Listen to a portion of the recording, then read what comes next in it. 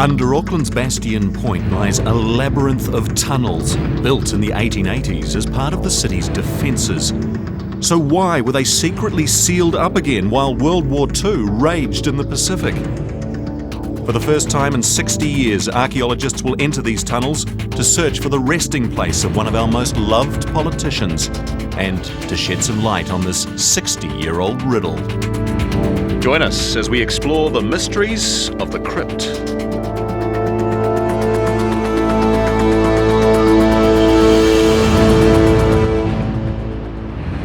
Here on beautiful Bastion Point, right in the heart of Auckland City, an archaeological dig is underway to try to solve a mystery.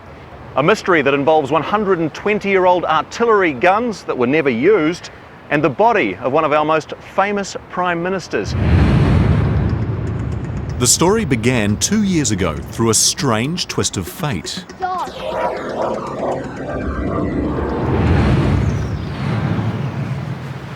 It was the discovery of this small hole that sparked off the entire mystery.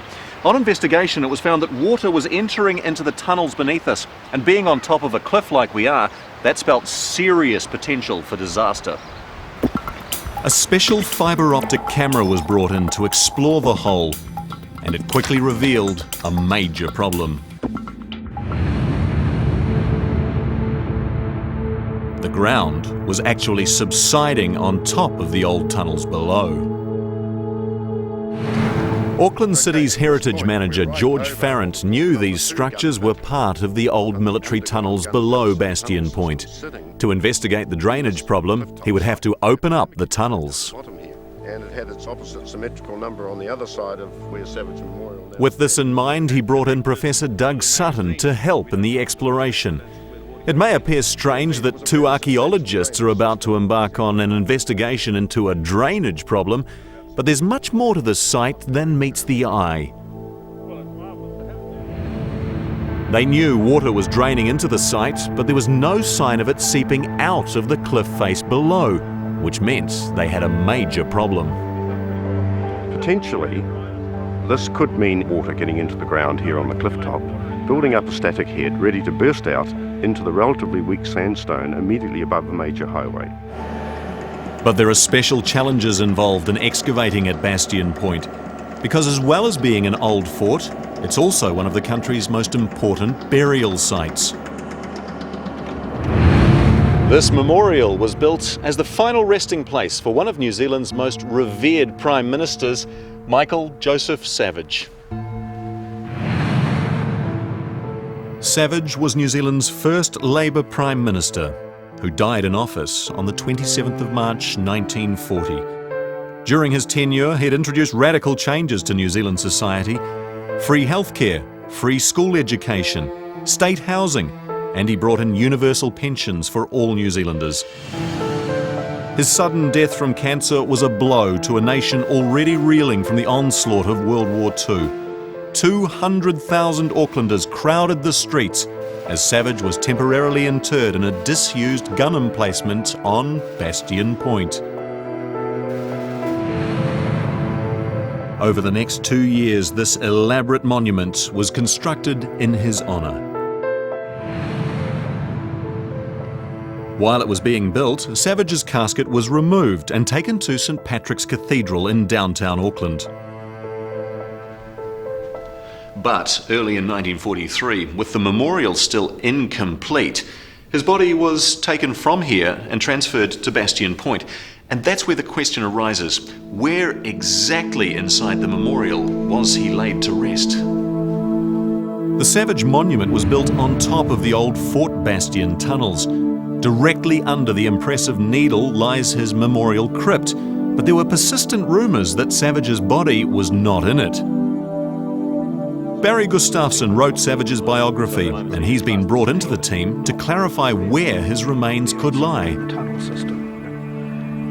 He was taken in back to St Patrick's in town for 2 years and then brought back and reinterred in the memorial in 1943.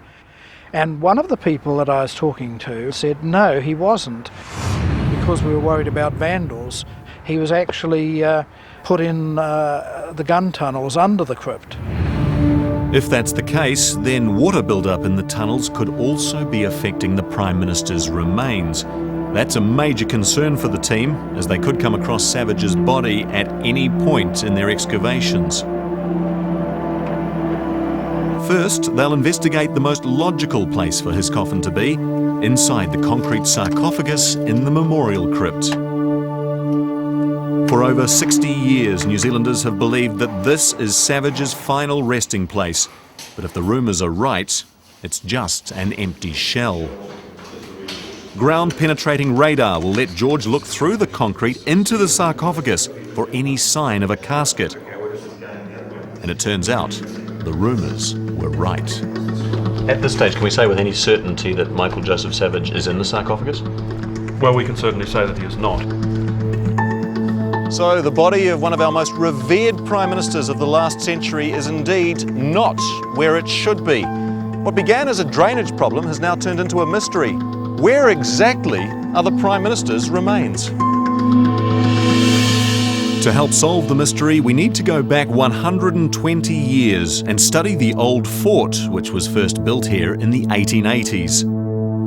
At the time, it was feared the Russians were going to attack British interests throughout the Pacific, and as such, we urgently needed to defend our harbours. The fort at Bastion Point was one of a multitude of forts built around New Zealand, each equipped with Armstrong disappearing guns, at a cost in today's money of around $250 million.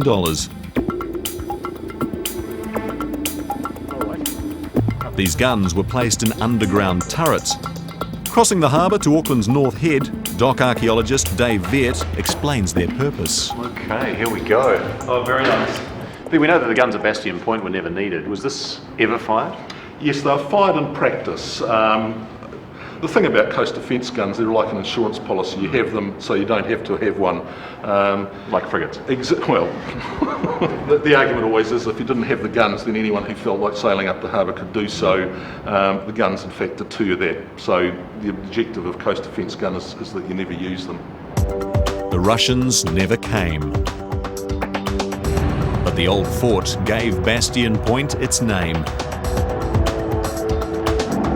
The team exposed their first point of entry under the old eastern disappearing gun turret. Right on cue, the entrance into the top gallery, concreted up by the look of it at this stage.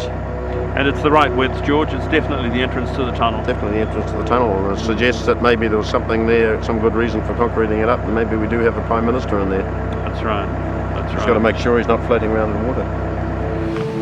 It's a big cut. Savage could be anywhere, but their research leads them to believe that he's most likely to be in a chamber known as the Lamp Room. Their route through the eastern tunnel will lead them to the central room, from which the adjacent magazine storerooms were illuminated.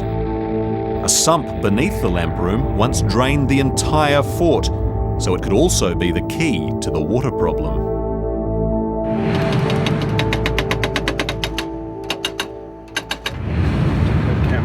George and Doug now enter a time capsule where no one's been for more than 60 years.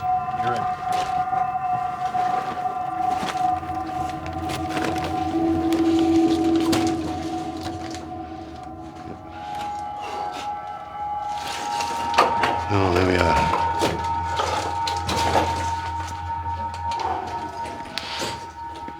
We have this original wall with Original labelling on the ceiling. military label. Graffiti since then. Yes, indeed. Steps here. Yes, the original stairs as on the plan coming down. And what looks like it might have been a sidearm store. The little niche is not labelled on the plans, but there it is exactly as expected. Indeed. 1941 graffiti, One on each side, George. exactly the same. And then, of course, the main shell cabinets, either side. And then about this point we come to fairly massive rubble blockage of the tunnel. The way forward is blocked by a totally unexpected pile of rubble, and for George and Doug, this is a real frustration. Down this line of light. The door angle is there. Have we got that on our plan? Yeah, that should be the door through into the lamp chamber, in theory. Is that back?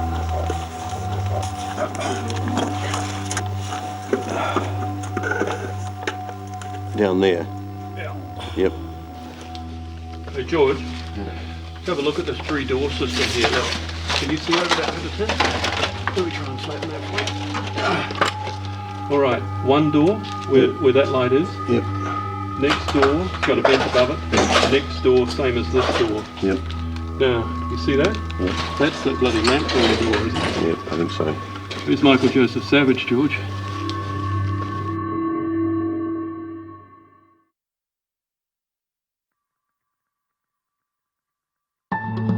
A drainage problem at Bastion Point led archaeologists to investigate the tunnels below the memorial. The site contains the body of Michael Joseph Savage, but exactly where he's buried has become a mystery. Their first venture into the tunnels was blocked by a huge pile of rubble. But after clearing a crawl space, the exploration continues.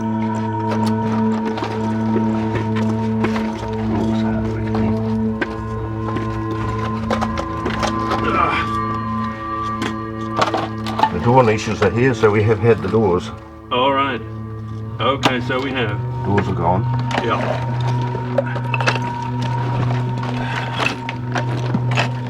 Rusty roof, but a strong roof, George. No risk there. Iron's just starting to rust. Yeah.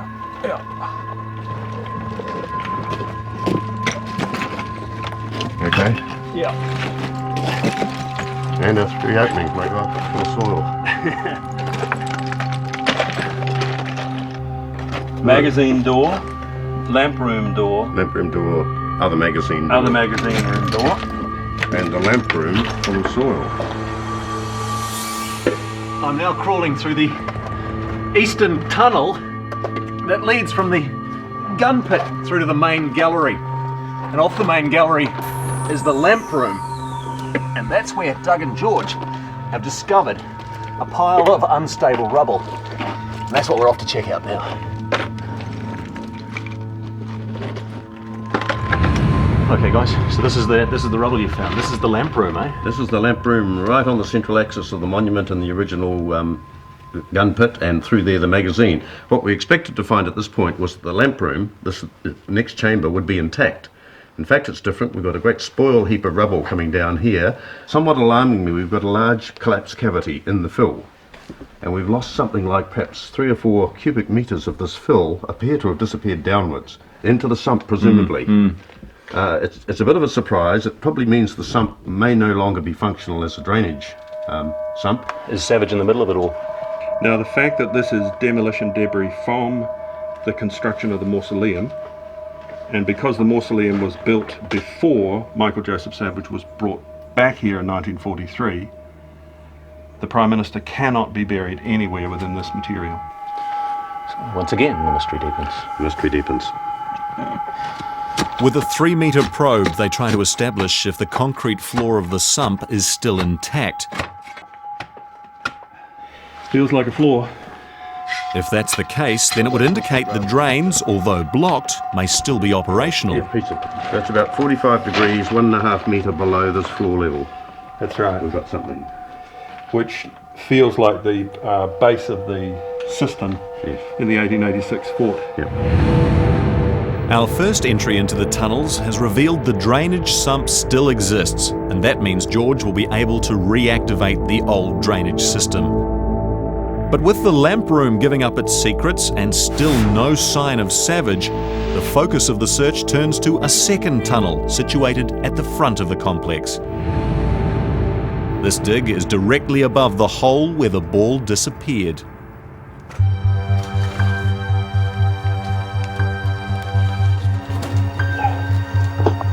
Yeah, pretty much a wooden door, steel over it. Oh Christ, I just broke the most incredibly long rusticle. These are the sort of things that occur in Waitoma. They're hollow, like drinking straws, because the calcite evaporates on the outside.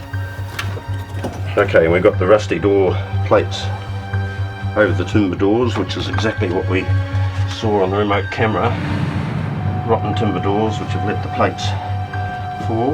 They actually, Doug, look as though they were here at the beginning, because they're big riveted steel plates over the doors. Military construction, it's an original feature, isn't it? And in the distance we've got another heap of rubble, which is presumably outside the mausoleum.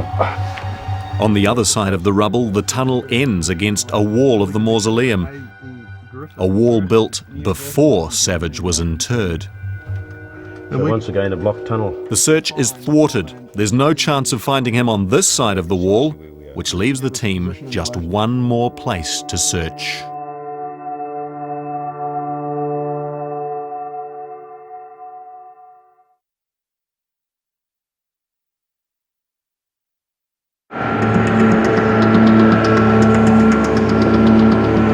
The plans of the old fort provide the team with one last option, a third tunnel on the west side.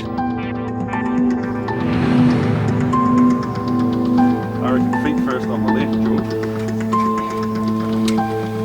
You're right. You're a bit dirty, but you're okay. I'm going to roll your torch in. Now I'm going to follow you down. Talk to me, George. How are you? I'm fine, you alright? Yeah. We're heading straight to the wire, but otherwise okay. I don't want you to go too far in until I check the air in there, I'm over George. to the right. It feels okay. All right. Well, this is not a hell of a lot of help, is it? Let's just get a bit more comfortable here. It's not very comfortable. Here, George, it's growing. Block of bloody concrete up the backside. All right. This is where we only do it for last year. George, you know what? We've seen this before. It's a repeat of the eastern corridor. Rubble. Tons of demolition rubble. Go way over the top. Once again, the tunnel comes to an end against the wall of the mausoleum above. I would say we're out of here. All right. The team retreat with some degree of disappointment. It's been a long week, and as they surface, their work is halted. Above ground, a visit's taking place of perhaps the most powerful world politician ever to pay homage to Michael Joseph Savage. Chinese Deputy Premier Wu arrives at Bastion Point to acknowledge New Zealand's first socialist leader. But little do the visitors realise that the exact whereabouts of the great man are unknown. The week's tunnelling has made the whole site look like a bit of a war zone, and although the drainage issue has been solved, there's only been frustration in locating Savage's remains. But the impact the team had is not confined to the surface. What I want to talk about at the moment is this plaster.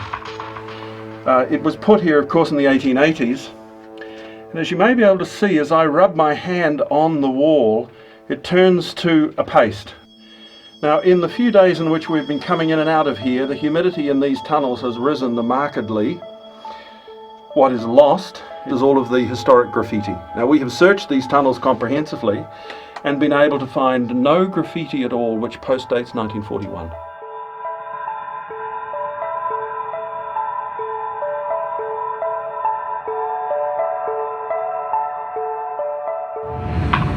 Several days later, it seems the whereabouts of the Prime Minister will forever remain a mystery.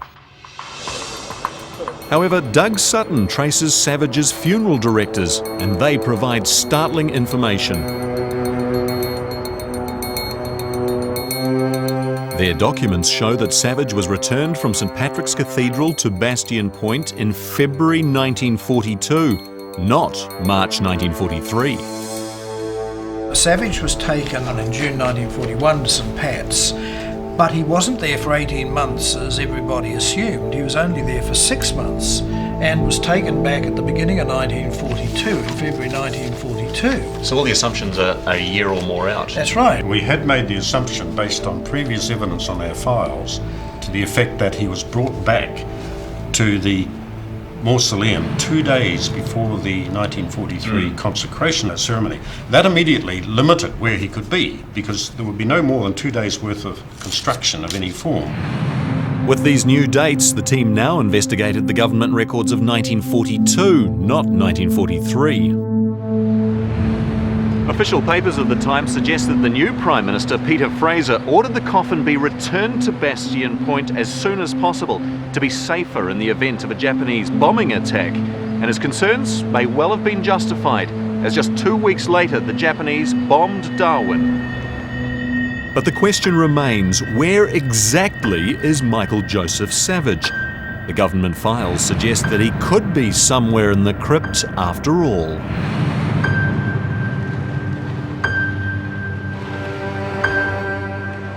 So far, they've only used radar to examine the concrete sarcophagus itself. But armed with this new information, they decide to do a comprehensive radar survey of the entire crypt floor.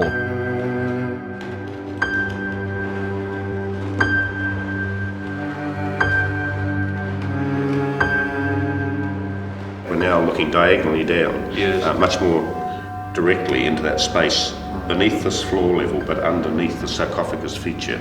We have horizontal structures in here. Yeah, we certainly have a structure that's about the right length. We do, don't we?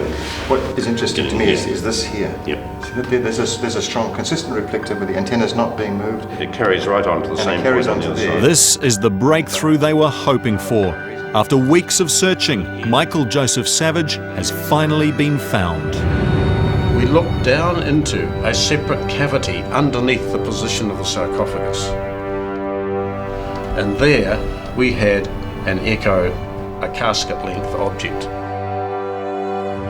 Indeed, the Prime Minister has not left the building. He's lying 2 metres below the empty sarcophagus. George's drainage repairs can now be carried out, leaving Michael Joseph Savage resting in peace.